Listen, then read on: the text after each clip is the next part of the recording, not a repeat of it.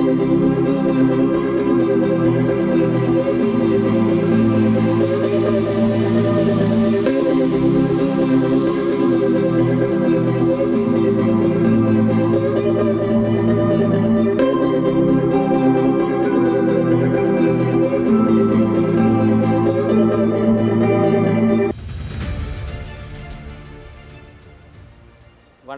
அன்பு மாணவர்களே, குருகுலம் எனும் நிகழ்ச்சியின் ஊடாக இன்று உங்களை சந்திப்பதில் பெருமகிழ்ச்சி அடைகின்றேன். இன்றைய நாள் கீபோர்ட் என்றால் என்ன, அதனை எவ்வாறு நாம் இலகுவாக விளங்கிக் கொள்ளலாம், வாசிக்கலாம் என்கின்ற விடயங்களை உங்களோடு பகிர்ந்து கொள்ள நினைக்கின்றேன். முதலாவதாக கீபோர்ட் என்றால் என்ன என்பது பற்றி நாம் தெரிந்து கொள்ள வேண்டும். அதற்கு முன்னர் கீபோர்ட் என்பது மேலத்திய இசைக்கருவி ஆகும். நமது கர்நாடக இசையில் வீணைக்கு நாம் எவ்வளவு ஒரு முக்கியத்துவம் கொடுக்கின்றோமோ அதே முக்கியத்துவத்தினை மேலத்திய இசையிலே கீபோர்ட் எனும் கருவிக்கு கொடுக்கிறார்கள். ஆகவே இக்கருவியினை காப்போத உயர்ந்த மாணவர்களான உங்களுக்கு அறிமுகப்படுத்தியிருப்பதில் சந்தோஷமடைவதோடு அதனை பற்றிய தேர்ச்சி என்ன, தேர்ச்சி மட்டங்கள் என்ன, செயற்பாடுகள் என்ன என்பவற்றை பற்றி நாம் இனி பார்க்கலாம். தேர்ச்சியானது வாத்திய கருவிகளை இசைக்கும் திறனை வெளிப்படுத்துவார் என்பதாகும். இந்த தேர்ச்சிக்கான தேர்ச்சி மட்டம் கீபோர்ட் வாத்தியத்தில் வாசிக்கும் அடிப்படை திறனை பெறுவார்.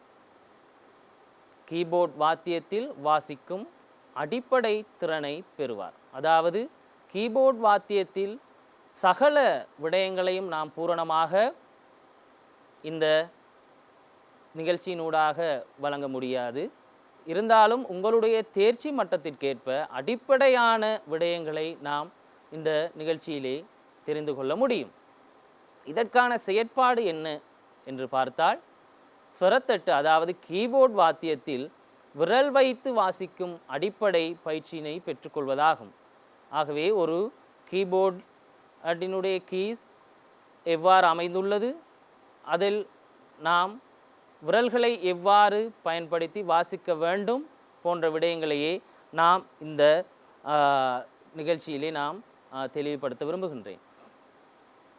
அடுத்ததாக இந்த தேர்ச்சி மட்டத்தினூடாக நீங்கள் அடைந்து கொள்ளக்கூடிய கற்றற்பெறுவீர்கள் என்ன என்பதை பார்ப்போம். கீபோர்ட் வாத்தியத்தின் பாகங்களை குறிப்பிட வேண்டும். அதாவது கீபோர்ட் வாத்தியத்தில் காணப்படுகின்ற மிக முக்கியமான பாகங்கள் எவை என்பன பற்றி நீங்கள் தெரிந்து கொள்ள வேண்டும். அடுத்ததாக கீபோர்ட் வாத்திய விரல் பலகையில் வாசிக்கும் விரல்கள் பற்றி குறிப்பிட வேண்டும். ஆக கீபோர்ட் எனும் வாத்தியத்தில் ஏராளமான கீஸ் இருக்கிறது. இந்த கீஸ் உங்களுடைய எந்தெந்த விரல்களுக்கு எந்தெந்த கீஸ் பயன்படுத்த வேண்டும் அல்லது எந்தெந்த விரல்களை பயன்படுத்தி வாசிக்க வேண்டும் என்ற விடயங்களை நாம் தெரிந்து கொள்ள வேண்டும். அடுத்ததாக கீபோர்ட் வாத்தியத்தில் காணப்படுகின்ற வெள்ளை கருப்பு கட்டைகள் பற்றி, அதாவது வெள்ளை நிற கீஸ், கருப்பு நிற keys, white keys, black keys பற்றிய தெளிவினை பெற்றுக்கொள்ள வேண்டும்.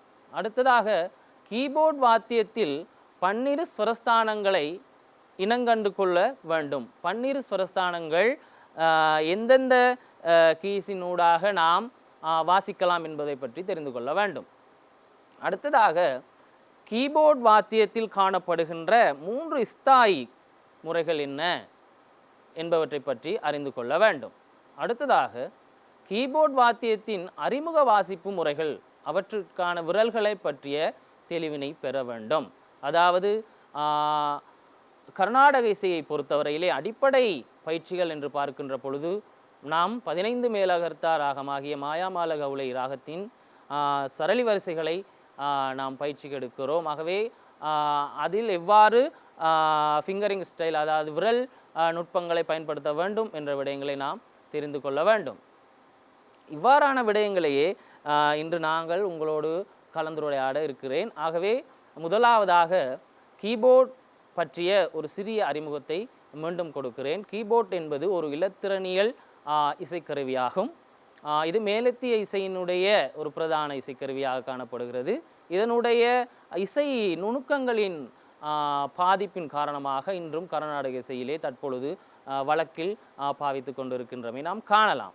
இலங்கையில் 5 வகையான கீபோர்ட் வகைகள் காணப்படுகின்றன. இவற்றை நீங்கள் சாதாரணமாக பாடசாலைகளில் அல்லது சில நிகழ்ச்சிகளில் கண்டிருப்பீர்கள். பியானோ என்று சொல்லப்படுகின்ற ஒரு வகையான கீபோர்ட், இது இலத்திரனியல் பியானோ என்ற ஒரு வகையில் காணப்படுகிறது. சாதாரண பியானோவும் காணப்படுகிறது. அடுத்ததாக ஹார்மோனியம் என்ற ஒரு வகை காணப்படுகிறது. இந்த ஹார்மோனியம் என்கின்ற இசைக்கருவியை இந்துஸ்தான் சங்கீதத்திலே அதிகமாக பயன்படுத்துவதை நாம் காணலாம். அடுத்ததாக மெலோடிகா என்கின்ற ஒரு வகை, இது அநேகமான பாடசாலைகளிலே இந்த பேண்ட் வாத்தியங்களில் பயன்படுத்தக்கூடிய ஒரு கருவியாக இன்றும் காணப்படுகிறது. அடுத்ததாக எக்கோடியன் என்கின்ற ஒரு கீபோர்ட் வகை காணப்படுகிறது. அடுத்ததாக நாம் இன்று பார்க்க இருக்கின்ற ஓகன் என்கின்ற ஒரு கீபோர்ட் வகையை பார்க்கலாம். இந்த 5 வகையான கீபோர்ட் வகைகள் இன்று இலங்கையின் பழக்கத்திலே இருக்கிறது. அனைத்து இசைக்கருவிகளிலும் மிக நுட்பமான அநேக பாகங்கள் காணப்படுகின்றன. இந்த கீபோர்டிலும் அநேகமான பாகங்கள் காணப்படுகின்றன. நம்மால் யூகிக்க முடியாத சில பாகங்கள் கூட காணப்படும். இருந்தாலும் எல்லா இசைக்கருவிகளுக்குமே ஒரு நாடி துடிப்பான ஒரு பாகம் காணப்படுகிறது. அந்த பாகம் இல்லாவிட்டால் அந்த இசைக்கருவியை நாம் இசைக்கவோ அல்லது அதனை இயக்கவோ முடியாது. அவ்வாறாக பார்க்கின்ற பொழுது அந்த பாகம் என்ன என்பதை பற்றி நாம் எந்த இசைக்கருவியை பயில்வதற்கு முன்னும் தெரிந்து கொள்ள வேண்டியது கட்டாயமாகும். உதாரணமாக கிட்டார் எனும் இசைக்கருவியை எடுத்துக்கொண்டால் அதில் எத்தனை வகையான பாகங்கள் காணப்பட்டாலும் ஸ்ட்ரிங்ஸ் எனப்படுகின்ற நரம்பு தான் அதனுடைய பிரதான பகுதி. இந்த பகுதி தான் அந்த கிட்டாரினுடைய உயிர் நாடியாக காணப்படும். அடுத்ததாக ட்ரம்ஸ் என்கின்ற ஒரு இசைக்கருவியை எடுத்துக்கொண்டால் அதில் ஸ்கின் என்று சொல்லப்படுகின்ற தோட்பாகம் மிக பிரதானமாகும். அந்த தோட்பாகத்தில் ஏதேனும் சேதமடைந்தாலோ அல்லது அந்த தோட்பாகம் இல்லாவிட்டாலோ அந்த ட்ரம்ஸ் என்னும் இசைக்கருவியை நாம் இசைக்க முடியாது. அதே போல கீபோர்ட் எனும் இந்த இசைக்கருவிக்கு கீஸ் தான் மிக பிரதானமான பகுதியாகும். கீஸ் ஏதாவது பிரச்சனைகளிலோ அல்லது அதாவது இயங்குத்தன்மையிலிருந்து விலகி இருந்தாலோ இந்த கீபோர்ட் என்கின்ற இசைக்கருவியை நம்மால் இசைக்க முடியாது. எனவே இந்த கீபோர்டில் கீஸ் எவ்வாறு அமைந்திருக்கிறது, அதனுடைய ஒழுங்கு விதிகள் யாவை என்பவற்றை நாம் பார்க்கலாம். கீஸ் அமைந்துள்ள விதம் என்கின்ற பொழுது 2 வகையான நிறங்களிலான கீஸ் காணப்படுகிறது. ஒன்று ஒயிட் கீஸ், அதாவது வெள்ளை நிற கீஸ். இன்னொன்று பிளாக் கீஸ் காணப்படுகிறது. வெள்ளை நிற கீஸ் சாதாரணமாக ஃபுல் நோட் என்று அழைக்கப்படுகிறது. அந்த அடிப்படையிலே ஒயிட் கீஸ் காணப்படுகிறது. ஆஃப் நோட் என்று அழைக்கப்படுகின்ற பிளாக் கீஸ் அநேகமாக காணப்படுகிறது. இதில் ஒயிட் கீஸ் பிளாக் கீஸ் என்று 2 நிறங்களில் கீஸ் காணப்பட்டாலும் இது இரண்டுக்குமே சம முக்கியத்துவம் கீபோர்டில் வழங்கப்படுகிறது. காரணம் 2 நிறங்களும் இணைந்து 2 கீஸும் இணைந்து ஒரு முழுமையான இசை வடிவத்தை கொடுப்பதாக நாம் பார்க்க முடிகிறது. ஆகவே ஒவ்வொரு கீஸுக்கும் ஒவ்வொரு ஸ்வரங்களினுடைய பெயர்களை இங்கு அமைத்திருக்கிறார்கள். White keys name of the keyboard, அதாவது வெள்ளை நிற கீஸினுடைய பெயர்களை நாம் முறையாக பார்ப்போம். முதலாவது பார்க்க வேண்டியது முதலாவது கீயினுடைய பெயர் சி என்று சொல்லப்படுகிறது. சி என்று சொல்லப்படுவது 2 பிளாக் கீஸ் இருக்கின்ற இடத்தில் 2 பிளாக் கீஸ் இருக்கிறது. அது ஆரம்பத்திலிருந்து இருக்கிறது 2 பிளாக் கீஸ், அப்புறம் 3 black keys, 2 black keys and 3 black keys, 2 black keys, 3 black keys என்ற வகையிலே 2 3 2 3 என்ற வகையிலே பிளாக் கீஸ் இருக்கிறது. அந்த 2 பிளாக் கீஸுக்கு முதலாவதாக இருக்கின்ற ஒயிட் கீஸ் தான் சி என்று சொல்லப்படுகிறது. அதாவது 2 பிளாக் கீஸ் இருக்கின்ற 2 இடத்திலே முதலாவது பிளாக் கீக்கு பக்கத்தில் இருக்கின்ற ஒயிட் கீ சி என்று அழைக்கப்படுகிறது. ஆகவே அதற்கு அடுத்ததாக இருக்கிற கீ வந்து டி என்று அழைக்கப்படுகிறது. வெள்ளை நிற கீயின் பெயர் டி என்று அழைக்கப்படுகிறது. இந்த வெள்ளை நிற கீ 2 பிளாக் கீக்கு நடுவாக அமைந்திருக்கும், அதாவது மத்தியிலே அமைந்திருக்கிறது. இதனை மிடில் ஒக்டேவில் நாம் வாசித்து பார்த்தோமானால் முதலாவது 2 பிளாக் கீஸுக்கு முன்னால் இருப்பது முதலாவது ஒயிட் கீ, இதனுடைய பெயர் சி என்று சொல்லப்படுகிறது. அதற்கு அடுத்ததாக இருக்கின்ற 2 பிளாக் கீஸினுடைய மத்தியில் இருக்கின்ற வெள்ளை நிற கீயினுடைய பெயர் டி. அதற்கு அடுத்ததாக இருக்கின்ற, அதாவது 2 பிளாக் கீஸ்னுடைய இரண்டாவது பிளாக் கீயின் அடுத்ததாக இருப்பது இ என்கின்ற இந்த கீ. ஆகவே சி டி இ என்பன முறையாக இருக்கிறது. இதற்கு அடுத்ததாக 3 பிளாக் கீஸ் இருக்கிறது, அதாவது 3 கருப்பு கீஸ் இருக்கிறது.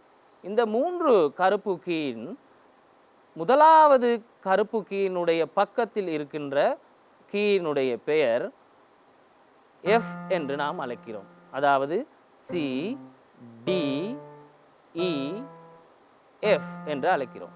அதற்கு அடுத்ததாக இருக்கின்றது, எஃப்க்கு அடுத்ததாக ஜி என்கின்ற வெள்ளை நிற கீ இருக்கிறது. ஜி என்கின்ற கீக்கு அடுத்ததாக ஏ என்கின்ற கீ இருக்கிறது.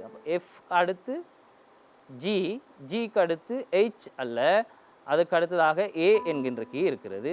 ஏ என்கின்ற கீக்கு அடுத்ததாக பி என்கின்ற கீ இருக்கிறது. ஆகவே C D E F G A B என்கின்ற வகையிலே மேஜர் கீஸ் நாம் பெயரிடக்கூடியதாக இருக்கிறது.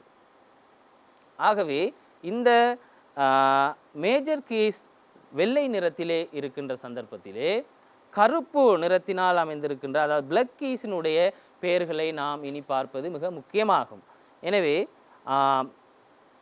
சி என்கின்ற வெள்ளை நிற கீயின் பக்கத்தில், அதாவது அதற்கு அடுத்ததாக இருக்கின்ற கருப்பு கீயினுடைய பெயர் சி ஷார்ப் அல்லது டி ஃப்ளட் என்று சொல்லப்படுகிறது. அதாவது ஒவ்வொரு கருப்பு நிற கேஸுக்கும் 2 பெயர்கள் இருக்கிறது. ஒன்று ஷார்ப், இன்னொன்று ஃப்ளட் என்கின்ற வகையிலே 2 பெயர்கள் இந்த ஒரு ஒக்டேவினுடைய 5 கருப்பு, அதாவது பிளாக் கீஸுக்கு இருக்கிறது. ஒயிட் கீஸ்க்கு ஒரு பெயர் தான். ஒயிட் கீஸுக்கு மீண்டும் பார்த்தால் C D E F G A B, again C D E, அப்படி போய்கொண்டே இருக்கிறது. ஆக பிளாக் கீஸ்க்கு 2 பெயர்கள் ஏன் வந்தது, அதுக்கான காரணங்கள் என்ன என்பவற்றை பற்றி நாம் தெரிந்து கொள்ள வேண்டியது மிக முக்கியமாகும். முதலாவது கூறியபடியே ஒரு பிளாக் கீக்கு ஷார்ப் அண்ட் ஃப்ளட் என்கின்ற வகையில் 2 பெயர்கள் காணப்படுகிறது. ஷார்ப் என்று சொல்லப்படுவது ஸ்ருதியில் கூடியதாகும் என்று பொருள்படும். அதாவது சி என்கின்ற கீ அந்த நாதத்தை விட, ஸ்ருதியினை விட அதற்கு அடுத்ததாக இருக்கிற பிளாக் கீ ஆஃப் நோட் அதிகமாகும். அதாவது சியை விட அதற்கு அடுத்து இருக்கிற பிளாக் கீ ஸ்ருதியில் அதிகமாக காணப்படுவதால், இது சி என்கின்ற கீக்கு ஷார்ப்பாக காணப்படுவதால் இதனை சி ஷார்ப் என்று அழைப்பார்கள். இதனை சி ஷார்ப் என்று அழைப்பார்கள். அதேபோல் டி என்கின்ற கீக்கு இந்த பிளாக் கீ ஆஃப் நோட் குறைவாக காணப்படும். ஆகவே இந்த டி என்கின்ற வெள்ளை நிற கீக்கு இந்த பிளாக் கீ டி ஃப்ளட்டாக காணப்படும். ஆகவே ஷீக்கு ஷார்ப்பாக காணப்படும் அதேவேளை டி என்கின்ற கீக்கு ஃப்ளட் என்கின்ற பெயரில் இந்த ஒரே கீ காணப்படுகிறது. எனவே இப்படி ஒவ்வொரு பிளாக் கீஸுக்கும் 2 பெயர்கள் காணப்படுகிறது. எனவே முதலாவதாக ஷார்ப் பெயர்களை பார்ப்போமானால், சி ஷார்ப் முதலாவது பிளாக் கீயின் பெயர் சி ஷார்ப். காரணம் சியை விட ஹாப் நோட் அதிகமாக காணப்படுகிறது. அடுத்ததாக காணப்படும் பிளாக் கீயினுடைய பெயர் டியை விட ஆஃப் நோட் அதிகமாக காணப்படுவதால் டி ஷார்ப் என்று அழைப்பார்கள். அடுத்ததாக பிளக் கீ இல்லை, 2 ஒயிட் கீஸ் காணப்படுகிறது. இதை செமிடோன் கீஸ் என்று அழைப்பார்கள். அதற்கு அடுத்ததாக காணப்படுகின்ற பிளக் கீக்கு சி பார்த்தோம், சியினுடைய ஷார்ப் இது. டி பார்த்தோம், டியினுடைய ஷார்ப்பாக இது காணப்படுகிறது. இ என்கின்ற கீக்கு பிளக் கீ இல்லை, அதனால் இ என்கின்ற கீக்கு ஷார்ப் என்கின்ற ஒரு கீ இல்லை. அடுத்ததாக எஃப் பார்க்கிறோம். எஃப் என்கின்ற கீக்கு ஆஃப் நோட் அதிகமாக இந்த பிளக் கீ இருப்பதால் இது எஃப் ஷார்ப் என்று அழைக்கப்படும். அடுத்ததாக ஜி என்கின்ற கீ, ஜி என்கின்ற கீக்கு ஆஃப் நோட் அதிகமாக இந்த பிளக் கீ இருப்பதால் இதனை ஜி ஷார்ப் என்று அழைக்கிறோம். இப்படி அனைத்து கருப்பு நிற கீகளுக்கும் ஷார்ப் ஃப்ளட் என்கின்ற பெயர்கள் இருக்கிறது.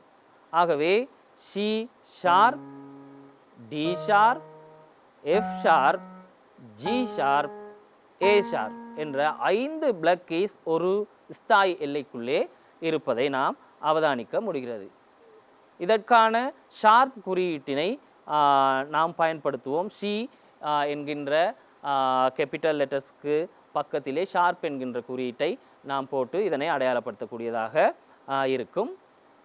அடுத்ததாக ஃப்ளட் என்று சொல்லப்படுவது ஸ்ருதியில் குறைந்ததாகும். ஏற்கனவே நான் சொன்னது போல ஸ்ருதியில் குறைந்த கீஸை நாம் ஃப்ளட் என்று அழைக்கின்றோம். ஆகவே சி முதலாவது கீயாக காணப்படுகின்ற பொழுது சி என்ற கீயின் பக்கத்திலே இடது பக்கத்திலே எந்த பிளக் கீயும் இல்லாத காரணத்தினால் சி என்கின்ற கீக்கு ஃப்ளட் என்கின்ற ஒரு பிளக் கீ கிடையாது. அடுத்ததாக டி என்கின்ற கீக்கு முதலாவது பிளக் கீ ஃப்ளட்டாக காணப்படுவதால், அதாவது ஸ்ருதியில் குறைந்து காணப்படுவதால், அரை நோட் ஆஃப் நோட் குறைவாக காணப்படுவதால் இது டியினுடைய ஃப்ளட்டாக இருக்கும். எனவே முதலாவது key black key D flat என்றும் அழைக்கப்படும். ஆகவே இதற்கு 2 பெயர்கள் காணப்படுகிறது. ஒன்று சி ஷார்ப், இன்னொன்று டி ஃப்ளட் என்று நாங்கள் சொல்லலாம். அடுத்ததாக காணப்படுகின்ற பிளக் கீயினுடைய பெயரை பார்த்தால் முதலாவதாக பார்த்து விட்டோம், அது டியினுடைய ஷார்ப், டி ஷார்ப் என்று. ஆனால் அதே சந்தர்ப்பத்தில் அது இ என்கின்ற கீயை விட அரை நோட் குறைவாக இருப்பதால் அதற்கு இ ஃப்ளட் என்றும் நாம் அழைக்க முடியும். எனவே இதற்கு 2வது பிளக் கீயினுடைய பெயர் ஒன்று டி ஷார்ப், இன்னொன்று இ ஃப்ளட். இவ்வாறே கீபோர்டில் இருக்கின்ற சகல பிளக் கீஸுக்கும் நாங்கள் ஷார்ப், ஃப்ளட் என்கின்ற 2 பெயர்களை கொடுக்கக்கூடியதாக இருக்கும். ஃப்ளட் என்கின்ற ஸ்வரத்திற்கான குறியீட்டினை நாம் சிம்பிள் பி என்கின்ற ஒரு குறியீட்டை நாம் அதற்கு பயன்படுத்தலாம். உதாரணமாக டி ஃப்ளட் என்றால் டி கேபிட்டல் லெட்டர்ஸோடு பி என்கின்ற சிம்பிள் லெட்டர்ஸை பக்கத்தில் போட்டோம் என்றால் டி ஃப்ளட் என்று அதனை அடையாளம் காண முடியும். ஆகவே ஆரம்பத்திலிருந்து பார்த்தபடி ஒவ்வொரு ஒயிட் கீஸ்க்கும் பிரத்யேக தனித்தனி ஸ்வர ஒளி நிலைகள் காணப்படுகிறது. அதேபோல் பிளக் கீஸுக்கு 2 பெயர்கள் வீதம் தன்னிலையிலே அது காணப்படுகிறது. இருந்தாலும் இ பி ஆகிய 2 கீஸுக்கு ஷார்ப் என்கின்ற கீஸ் கிடையாது. அதேபோல் எஃப் சி என்ற 2 கீஸுக்கு ஃப்ளட் என்கின்ற கீஸ் கிடையாது. எனவே இதை தவிர்த்து ஏனைய எல்லா ஒயிட் கீஸ்க்கும் ஃப்ளட், ஷார்ப் என்கின்ற பிளக் கீஸ் பக்கத்திலேயே அமைந்திருப்பதை காணலாம். ஆகவே இதனுடைய ஒழுங்கமைப்பை பார்க்கின்ற பொழுது நமது கர்நாடக இசையிலே 12 ஸ்வரஸ்தானங்களினுடைய அமைப்பை நாம் விளங்கிக் கொள்ள முடியும். உதாரணமாக கர்நாடக சங்கீதத்தினுடைய ஸ்வரங்கள் 2 வகையாக முதலாவதாகவே காணப்படுகிறது. ஒன்று பேதமடையாதவை, பேதமடையக்கூடியவை. எனவே பேதமடையாத ஸ்வரங்கள் என்று நாம் சொல்லப்படுகின்ற பிரகிருதி ஸ்வரங்கள் ச மற்றும் ப, சஜ்ஜம், பஞ்சமம். ஆகவே முதலாவது கீயான சியும் ஜியும் அங்கே சா பா என்ற ஒலி அமைப்பிலே காணப்படுகிறது. ஆகவே கர்நாடக சங்கீதத்தினுடைய சஜ்ஜம் மேலத்திய இசையிலே சி என்கின்ற குறியீட்டில் காணப்படும். அதேபோல் பஞ்சமம் என்கின்ற ஸ்வரத்திற்கு ஜி என்ற பெயரை கொடுத்திருக்கிறார்கள். ஆகவே 2 ஸ்வரங்கள் பேதமடையாதது. பேதம் அடையக்கூடிய ஸ்வரங்கள் 2 ஸ்வரங்கள் மேனி பேதமடைகிறது. ரிகமதனி என்கின்ற ஸ்வரங்கள் கோமலம் தீவிரம் என்ற வகையிலே பேதமடைவதன் மூலம் 10 ஸ்வரங்கள் உண்டாகிறது.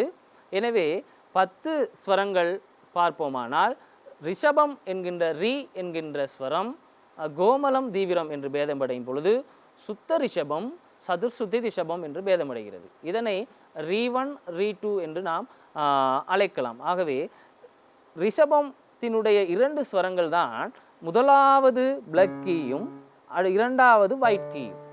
ஆகவே முதலாவது சஜ்ஜம் இது பேதமடையாது. எனவே அது ஒரு கீஸ் மட்டும்தான். ரிஷபம் 2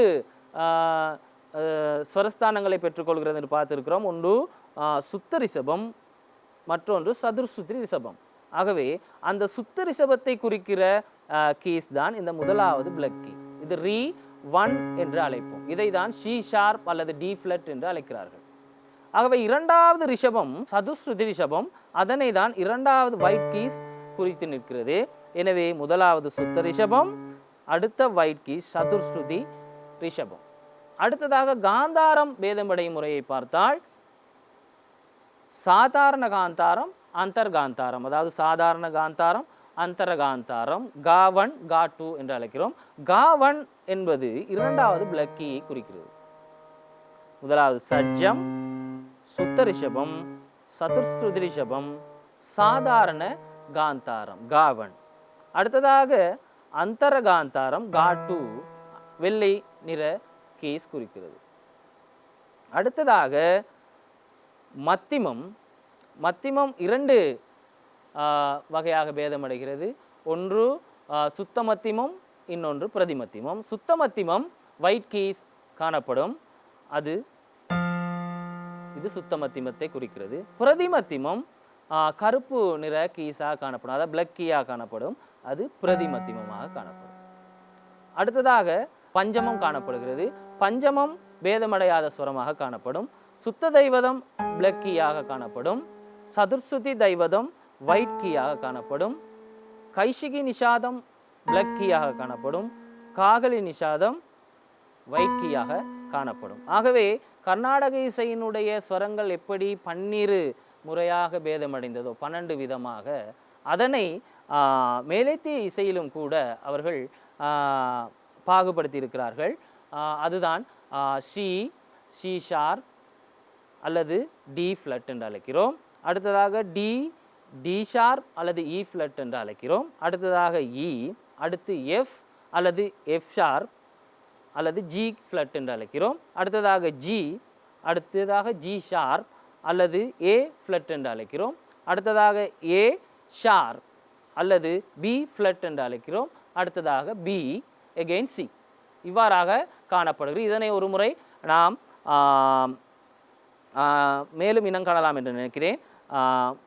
சஜ்ஜம், ரீ1, ரீ2, கா1, கா2, மா1, மா2, பஞ்சமம் பா, தாவன், தா2, நீவன், நீ2.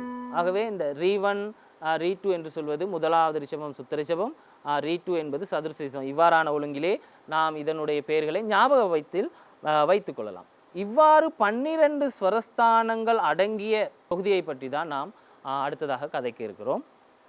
மேலைத்திய இசையினுடைய சொற்பதங்களில் மிகவும் முக்கியமான ஒரு சொல் ஒக்டேவ் என்று அழைக்கப்படுகிறது. ஒக்டேவ் என்று மேலைத்திய இசையிலே அழைப்பது கர்நாடக இசையினுடைய ஸ்தாய் என்ற பதத்தை ஆகும்.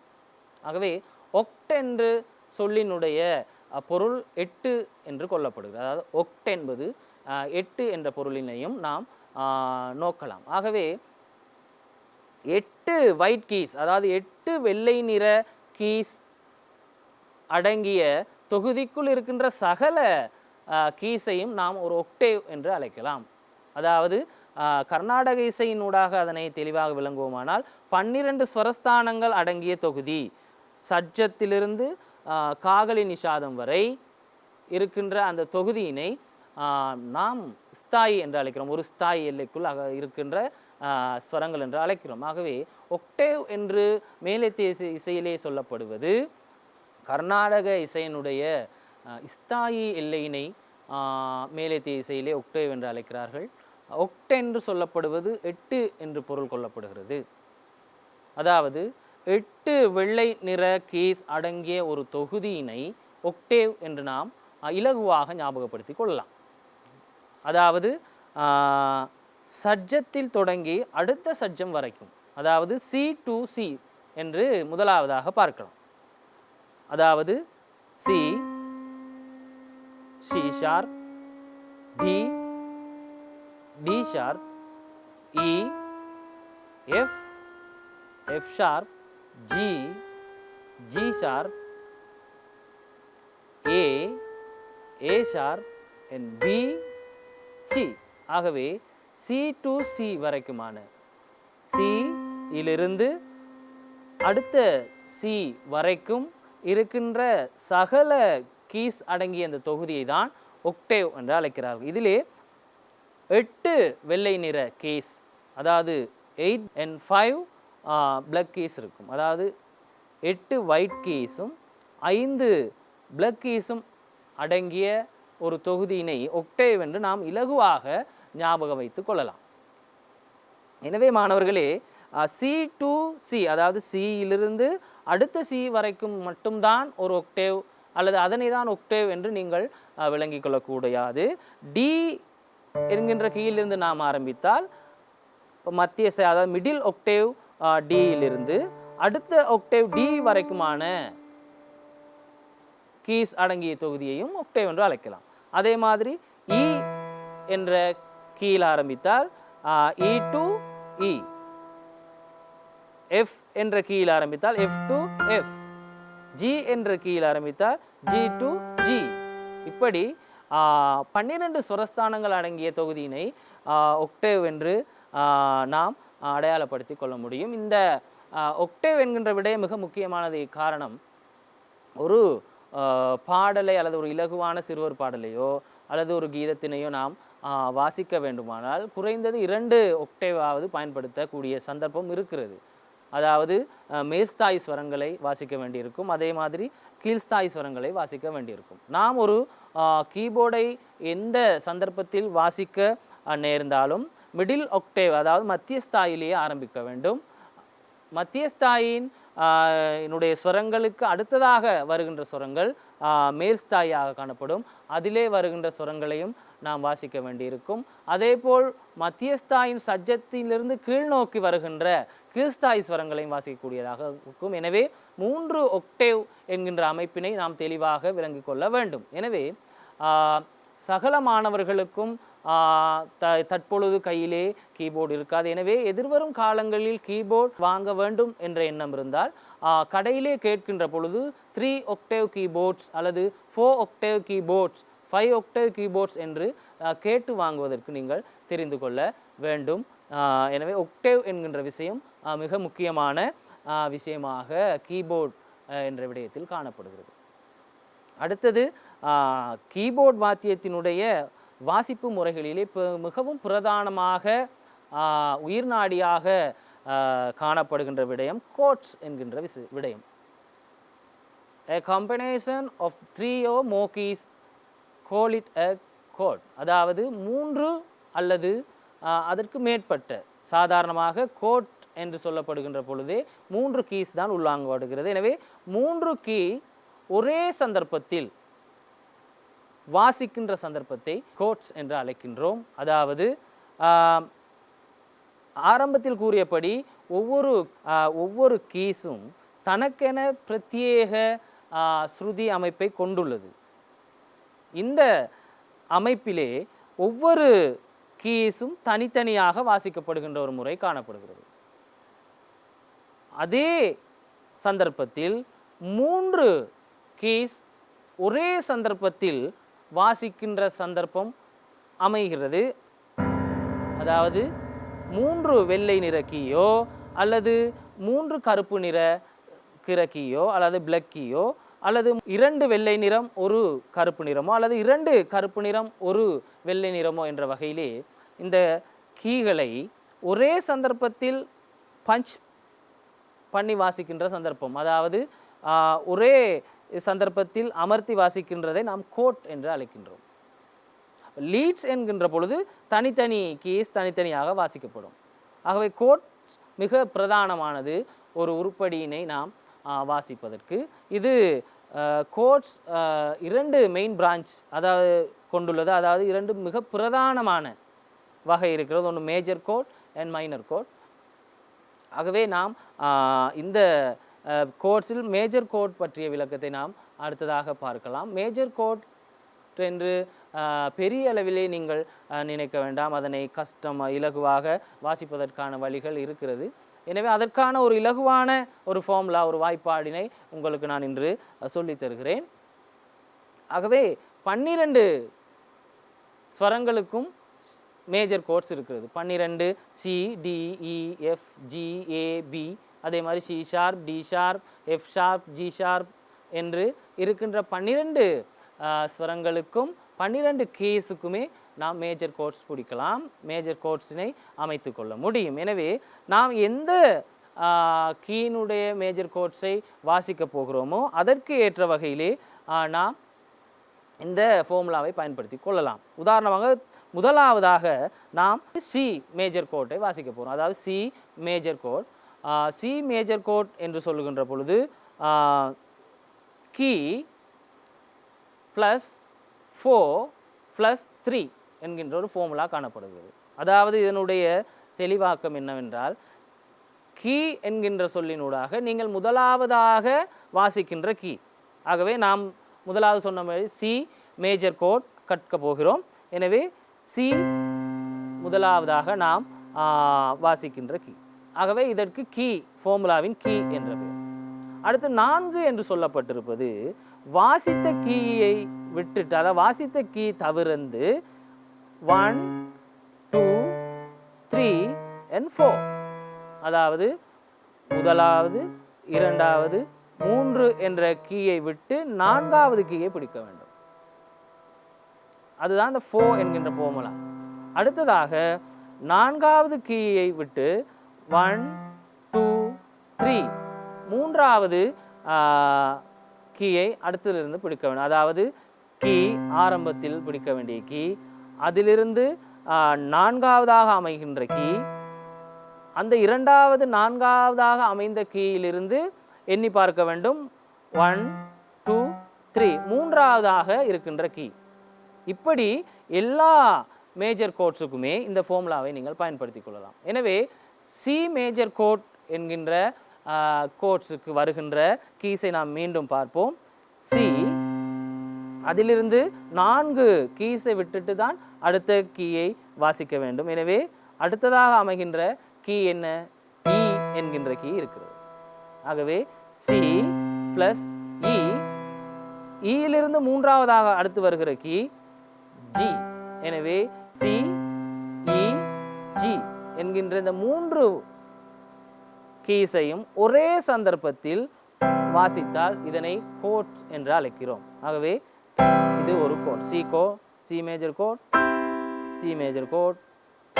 இப்படி சி மேஜர் கோட் வாசிக்கக்கூடியதாக இருக்கும். இப்படி டி மேஜர் கோட் வாசிப்பதற்கும் இதே ஃபார்முலாவை நீங்கள் பயன்படுத்தலாம். டியிலிருந்து 4வதாக வருகிற கீ 1 2 3 4. ஆகவே அடுத்தது 3 1 2 3. ஆகவே டி மேஜர் கோட்.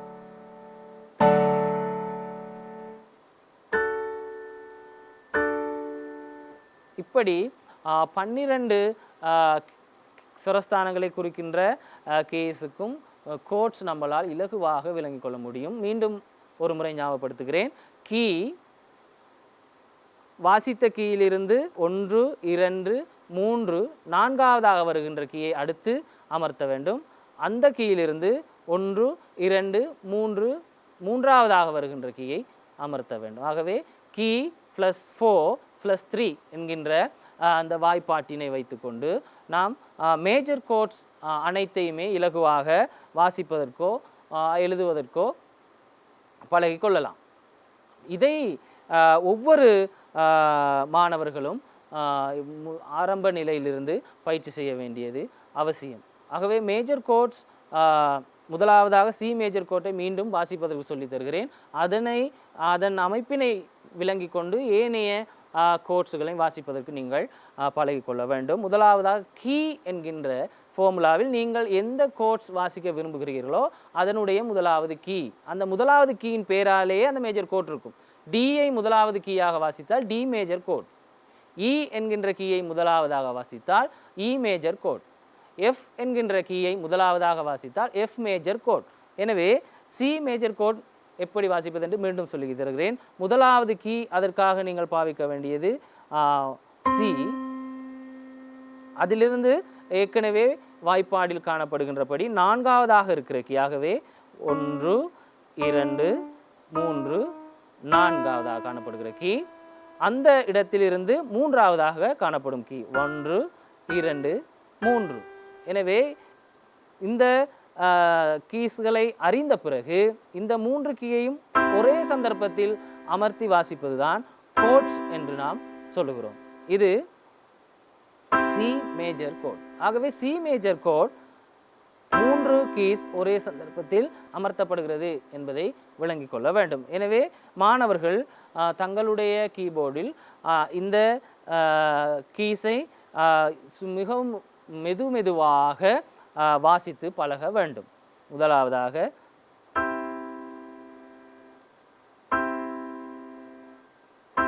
இப்படி ஒரு 10-15 தடவைகள் வாசிக்க வேண்டும். இப்படி ஒவ்வொரு மேஜர் கோட்டை நம்மளால் இலகுவாக வாசிக்க முடியும். இன்னும் இலகுவாக நீங்கள் விளங்கி கொள்ள வேண்டுமானால் இன்னொரு முறை இருக்கிறது, இந்த மேஜர் கோட்ஸ் அமைந்துள்ள முறை. ஆகவே ஏற்கனவே கூறியபடி மேஜர் கோட்ஸ் வாசிக்கின்ற பொழுது ஒரு சந்தர்ப்பத்தில் 3 வெள்ளை நிற கீஸாக இருக்க முடியும், ஒரு சந்தர்ப்பத்தில் ஒரு வெள்ளை நிற கீயும் 2 கருப்பு நிற கீயும் இருக்க முடியும், இன்னொரு சந்தர்ப்பத்தில் 2 வெள்ளை நிறம் 1 கருப்பு நிற கீயும் இருக்க முடியும். இப்படி 3 சந்தர்ப்பங்களிலே இந்த கோட்ஸ் அமைய வாய்ப்பு இருக்கிறது. ஆகவே முதலாவது சந்தர்ப்பம் ஸ்ட்ரைட் லைன் ஃபார்ம், அதாவது நேராக அமைந்திருக்கின்ற கோட்ஸ் 3 காணப்படுகிறது. ஒன்று C major code, F major code, G major code. இது மிகவும் பிரதானமான 3 கோட்ஸ். ஆகவே இந்த 3 கோட்ஸ்லுமே ஒயிட் கீஸ் மாத்திரமே காணப்படும், ஒரு கருப்பு நிற கீஸும் காணப்படாது. எனவே இலகுவாக அப்படி விளங்கிக் கொள்ளலாம். அப்போ 3 கோட்ஸ் நம்மளால் மிகவும் இலகுவாக விளங்கிக் கொள்ள முடிகிறது. ஒயிட் கீஸ் மாத்திரம் அடங்கிய கோட்ஸ் 3 காணப்படுகிறது. அது ஒன்று சி மேஜர் கோட், அடுத்ததாக G major code and F major code. ஆகவே C major code, F major code and G major code. இந்த 3 கீஸும் நீங்கள் திரையில் பார்ப்பது போல எந்த கருப்பு நிற கீஸும் இல்லாமல் ஒயிட் கீஸ் மாத்திரம் பயன்படுத்தி வாசிக்கக்கூடிய கோட்ஸாக இருக்கிறது. எனவே இதனை ஸ்ட்ரைட் லைன் ஃபார்ம்ஸ் என்று நாம் இதனை இலகுவாக தெளிவாக விளங்கிக் கொள்ளலாம். ஆகவே ஆரம்பத்தில் பயிற்சி செய்கின்ற பொழுது இந்த 3 கோட்ஸையும் நீங்கள் பயிற்சிக்கு எடுத்துக்கொள்ளலாம். காரணம் ஒயிட் கீஸ் மாத்திரம் இருப்பதனால் உங்களால் இலகுவாக இதனை பயிற்சி செய்து கொள்ள முடியும். C major code and F major code, G major கோட். சி மேஜர் கோட் என்று சொல்லப்படுகிறது சி ப்ளஸ் இ ப்ளஸ் ஜி. எஃப் மேஜர் கோட் என்று சொல்லப்படுவது F plus A plus C. G major கோட் என்று சொல்லப்படுவது G plus B plus D. இந்த ஸ்வரங்களை நீங்கள் வாசித்து இலகுவாக பயிற்சி பெறலாம். அடுத்த ஒரு முறை இருக்கிறது ட்ரையாங்கிள் ஃபார்ம் என்று சொல்லப்படுகிறது, அதாவது முக்கோண வடிவிலான அமைப்பினை கொண்ட கோட்ஸ். இதில் 2 வெள்ளை நிற கீயும் 1 கருப்பு நிற கீயும் பயன்படுத்தும் சந்தர்ப்பமாக இருக்கும். நீங்கள் திரையிலே காணலாம் அதனை. ட்ரையாங்கிள் ஃபார்ம் கோட்ஸ் 3 காணப்படுகிறது. ஒன்று D major and E major and A major கோட். டி மேஜர் என்று சொல்லப்படுவது டி முதலாவது கீயாக இருக்கும். ஆகவே 2வது வெள்ளை நிற கீ டி. அதிலிருந்து ஏற்கனவே பார்த்த ஃபார்முலாவின் படி 1 2 3 and 4 அவர் 2வது கீ கருப்பு நிற கீயாக இருப்பதால் அதிலிருந்து 1 2 3 ஒரு வெள்ளை நிற கீ இருக்கிறது. எனவே டி, எஃப் ஷார்ப் அண்ட் ஏ இந்த 3 கீஸும் ஒரே சந்தர்ப்பத்தில் வாசிக்கின்ற பொழுது இது டி மேஜர் கோட் என்று அழைக்கப்படுகிறது. ஆகவே இது ஒரு முக்கோண வடிவிலான அமைப்பினை கொண்டிருப்பதால் 2 ஒயிட் கீஸ் நடுவில் ஒரு பிளாக் கீஸ் காணப்படுகிறது. எனவே இதை ட்ரையாங்கிள் ஃபார்ம் என்று நாம் ஞாபகத்தில் வைத்துக்கொண்டு இந்த 3 கீஸை நாங்கள் அந்த விதத்திலே வாசித்து பயிற்சி பெறலாம். D major and E major and A major. அடுத்ததாக ஒரு கோட்ஸ் இருக்கிறது, ரூட் பொசிஷன். அதாவது நாம் வர்க்க மூலங்கள் காணப்படுவதற்கு கணிதத்திலே ஒரு குறியீட்டினை பயன்படுத்தும். அதை சார்ந்த மாதிரியான ஒரு குறியீட்டில் இருக்கிறது.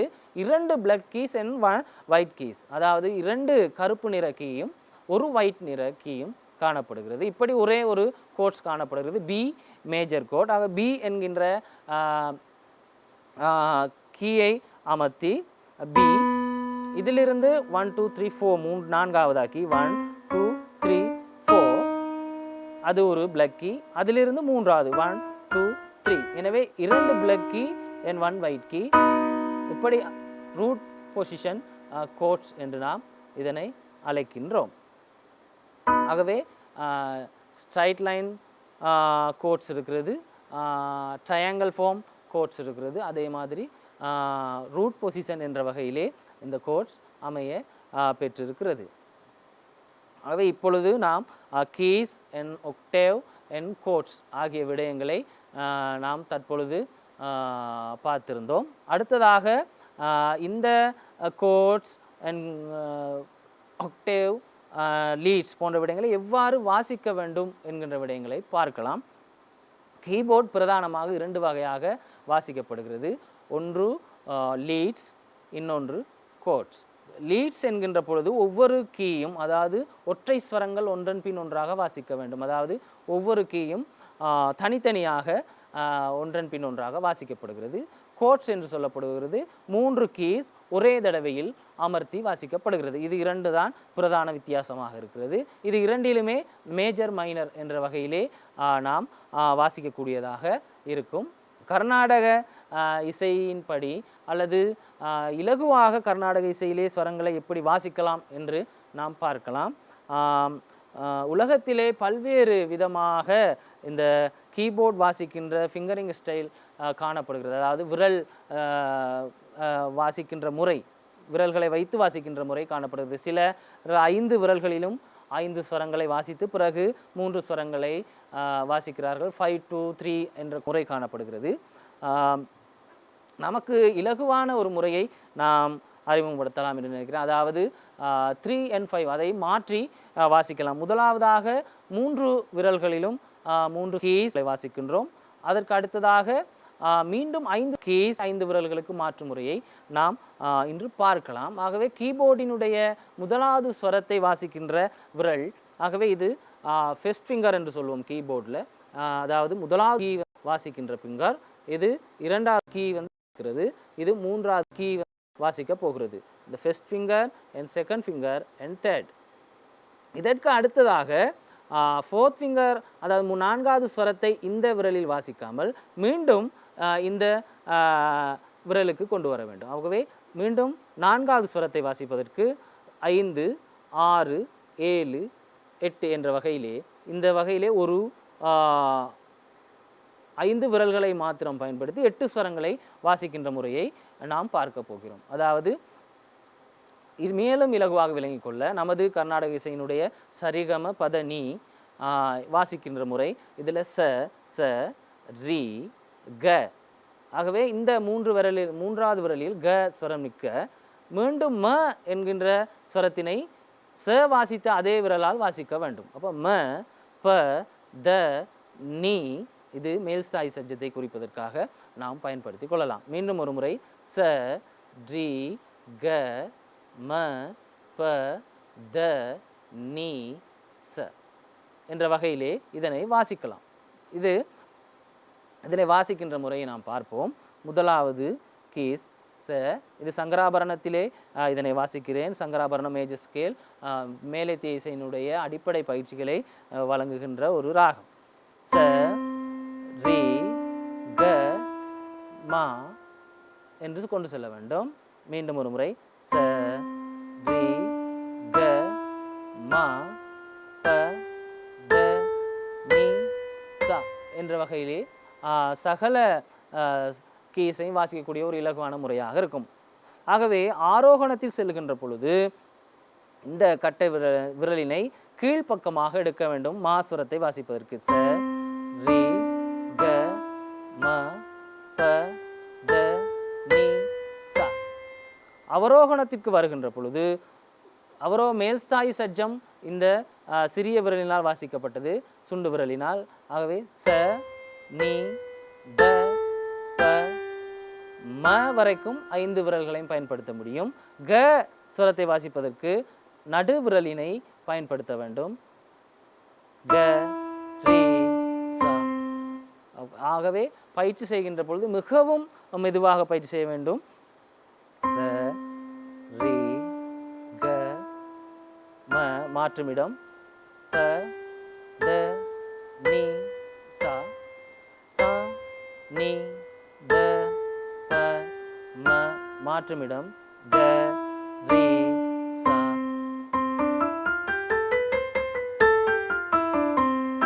என்ற வகையிலே கீபோர்டினை விரல் வைத்து வாசிக்கின்ற ஒரு இலகுவான முறையை நாம் பழகிக்கொள்ள முடியும். ஆகவே இந்த விரல்களை வைத்து வாசித்து பயிற்சி பெறுவதற்கு சங்கராபரணத்திலே நமக்கு சிறுவர் பாடல் ஒன்று 13 தரத்திலே காணப்படுகிறது. வாசிப்பதற்கு உதாரணமாக சங்கராபரணம் என்று சொல்லப்படுவது 29வது மேலகர்த்தா ராகமாகும், தாய் ராகம். ஆகவே சகல ஸ்வரங்களையும் வாசிக்கக்கூடிய நிலை இருக்கிறது. சரிகம பதனிசா ஆரோகணமாகவும் சனிதப்ப மகரிசா அவரோகணமாக காணப்படுகிறது. ஆகவே இந்த ராகத்தை வாசிப்பதற்கு மிகவும் இலவு. காரணம், அனைத்து கீஸும் வைட் கீயாக காணப்படும். ஆகவே இசை பயில்வோம் என்கின்ற சிறுவர் பாடல் தற்பொழுது உங்களுக்கு கற்பிக்கப்படுகிறது. இசை பயில்வோம் சிறுவர் பாடலினை எழுதியவர் பொன்ஸ்ரீ வாமதேவன். முதலாவது அதனுடைய ஸ்வர அமைப்பை பார்த்தாலே ஆரம்ப வரிசையே ஆரோகணமாகவே காணப்படும். சரிகம பதனிசா என்கின்ற முறையிலே காணப்படுகிறது. எனவே வாசிப்பதற்கு மிகவும் இலகுவாக இருக்கும். சரிகம பா தனி என்ற வகையிலே காணப்படுகிறது. ஆகவே முதலாவது ச ரி க ம பா த நி சா. இது சங்கராபரணத்தினுடைய ஆரோகணம். இதனுடைய அமைப்பை ஒட்டியே அந்த சிறுவர் பாடல் காணப்படுவதை நாம் பார்க்கலாம். சரி கம பத நி என்ற வகையிலே காணப்படுகிறது. சரி கம பத நி சா சா நி த பா என்ற முதலாவது வரியை நாம் காணலாம். ஆகவே அதனை மிகவும் மெதுவாக நாம் பயிற்சி செய்வோம். சரி க ம பா.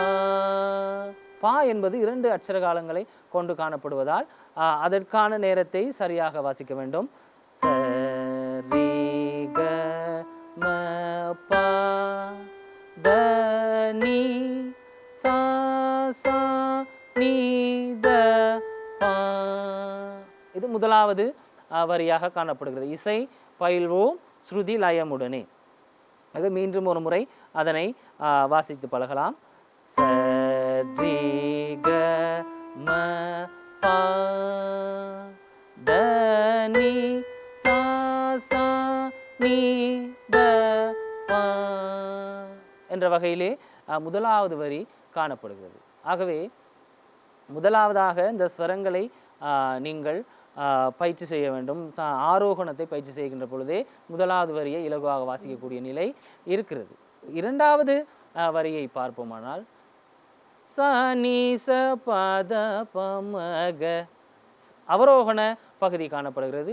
ச நீ த ப. அதனை ச நீ ச பத பமக க கம கரி ச என்று காணப்படுகிறது.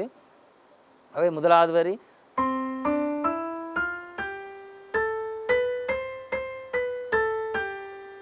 அவ்விடத்திலிருந்தே ச நீ ச ச நீ ச ச நீ ச பத பமக க கம கரி சா. ஆகவே ஆரோகணம் அவரோகணம் என்ற வகையிலே சஜ்ஜத் மத்தியஸ்தாயி சஜ்ஜத்தில் தொடங்கி இரண்டாவது வரி மத்தியஸ்தாயி சஜ்ஜத்திலே முடிகிறது. சரிகம பதனிசா சனிதப மகரிசா என்ற இரண்டு ஆரோகண அவரோகணங்களையும் நன்றாக பயிற்சி செய்தால் இந்த இரண்டு வரிகளையும் வாசிப்பது மிகவும் இலகு. மீண்டும் ஒரு முறை பார்க்கலாம். ச ரி க ம பா. மீண்டும் ஒரு முறை. ச ரி க ம பா த நீ சா சா நீ த பா.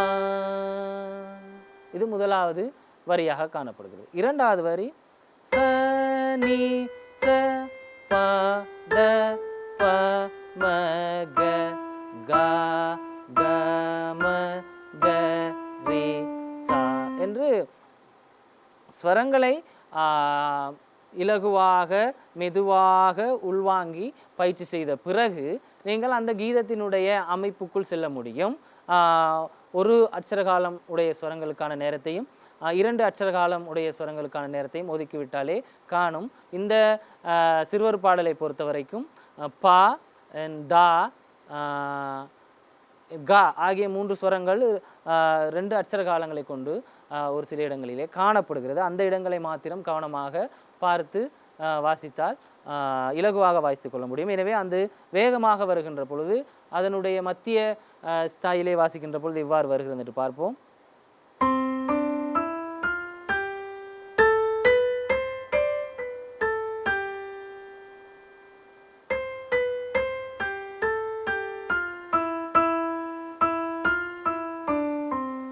ஆகவே எந்த விரலிலே சஜ்ஜத்தை தொடங்கினீர்களோ அதே விரலிலே கொண்டு நிறைவு செய்ய வேண்டும். அந்தந்த ஸ்வரங்களுக்கான விரல்களை நீங்கள் பயன்படுத்த வேண்டும் என்பது அடிப்படை பயிற்சிகளை செய்கின்றவர்களுக்கு நான் விடுக்கின்ற வேண்டுகோள். காரணம், எல்லா விரல்களையும் ஒரு முறையற்ற விதத்திலே பயன்படுத்தி வாசிப்பதற்கு பழகிவிட்டீர்கள் என்றால் முறையாக அதனை வாசிப்பதற்கு முடியாது, அதனை இலகுவாக மாற்றிக்கொள்ளவும் முடியாது. எனவே ஆரம்பத்திலிருந்தே அந்த ஒழுங்கு விதிகளுக்கு அமைய உங்களுடைய பயிற்சியை மேற்கொள்ளுங்கள்.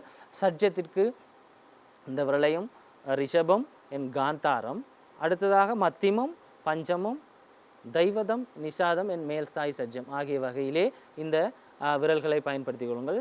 சி டி இ மீண்டும் எஃப் ஜி ஏ பி இது மேல்ஸ்தாய் சஜ்ஜத்துக்காக நீங்கள் பயன்படுத்தலாம். 8வது ஸ்வரமாக அது அமையும். ஆகவே இதற்கு அடுத்த சிறுவர் பாடலினுடைய பகுதியை பார்க்கலாம். எனவே முதலாவது பகுதியை மீண்டும் ஒரு முறை உங்களுக்காக நான் வாசித்து காட்டுகிறேன். ச ரி க ம ப த நீ சா சா நீ த ப என்ற முதலாவது வரி. இரண்டாவது வரி ச நீ ச ப த ப ம க க க ம க ரி சா. எனவே இவ்வாறு கீபோர்டு என்னும் வாத்தியத்தில் உங்களுடைய பயிற்சிகளை மேற்கொண்டு சிறந்த இசை வல்லுநர்களாக வர வேண்டும் என்று விரும்பிக் கொள்கிறேன். எனவே இன்றைய நிகழ்ச்சி திட்டத்தினை கல்வி அமைச்சு மற்றும் தேசிய கல்வி நிர்வாகம் ஆகியன இணைந்து ஏற்பாடு செய்த இந்த நிகழ்ச்சி திட்டத்தில் கலந்து கொண்டமைக்கு மகிழ்ச்சி அடைவதோடு அவர்களுக்கு நன்றியினையும் கூறி விடைபெறுகிறேன். நன்றி, வணக்கம்.